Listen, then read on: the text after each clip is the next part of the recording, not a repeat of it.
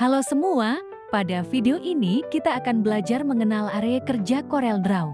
Materi ini sangat penting karena sebelum memulai membuat desain, kita harus memahami terlebih dahulu fungsi setiap bagian yang ada pada tampilan CorelDRAW.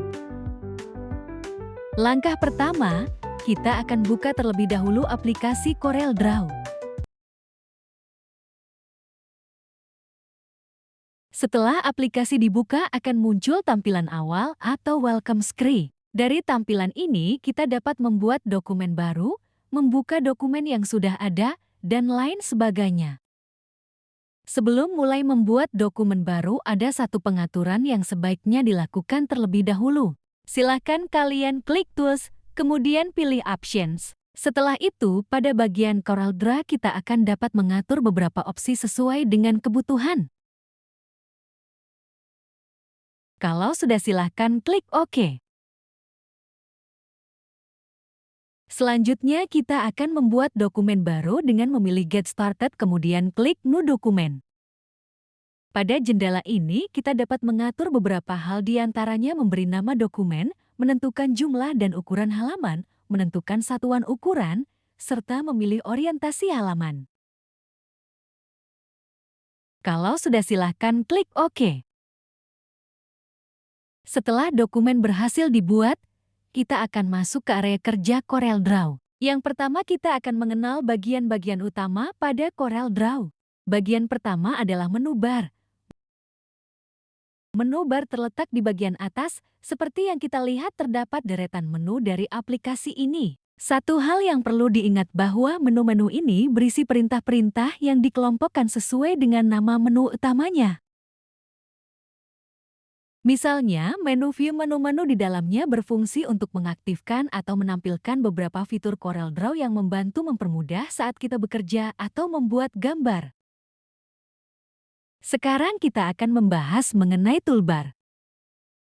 Toolbar sendiri berada di bawah menu bar. Ini merupakan toolbar yang digunakan untuk mengakses perintah-perintah standar yang sering digunakan, seperti untuk membuat file baru, membuka file yang sudah pernah dibuat, dan lain sebagainya. Beberapa opsi pengaturannya juga ditampilkan di sini.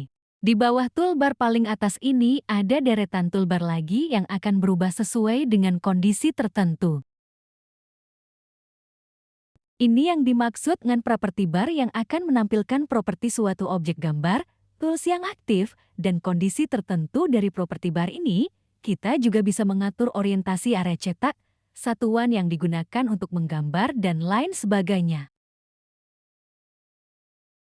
Selanjutnya kita lihat bagian terluas dari aplikasi CorelDRAW ini yang berwarna putih dan terdapat kotak di dalamnya ini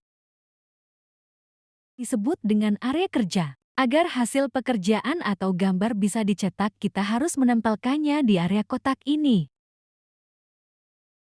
Untuk ukurannya bisa disesuaikan dengan bidang cetak, kita bisa melihatnya di sini. Selanjutnya di bagian sebelah kiri ini disebut dengan toolbox.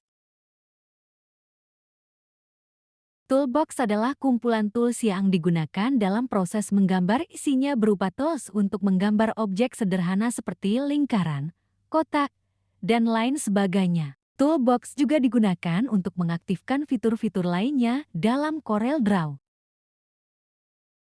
Untuk mengetahui nama dari tools-tools yang ada pada toolbox ini, kita dapat melihat tooltipsnya.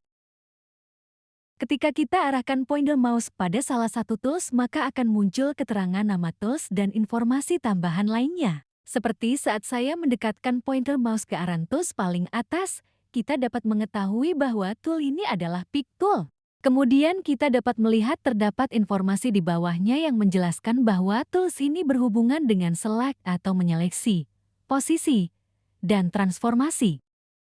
Sekarang kita coba tools yang lain, misalnya tools seperti tombol pencarian, dan dengan melihat tools tipsnya ternyata ini adalah zoom tool.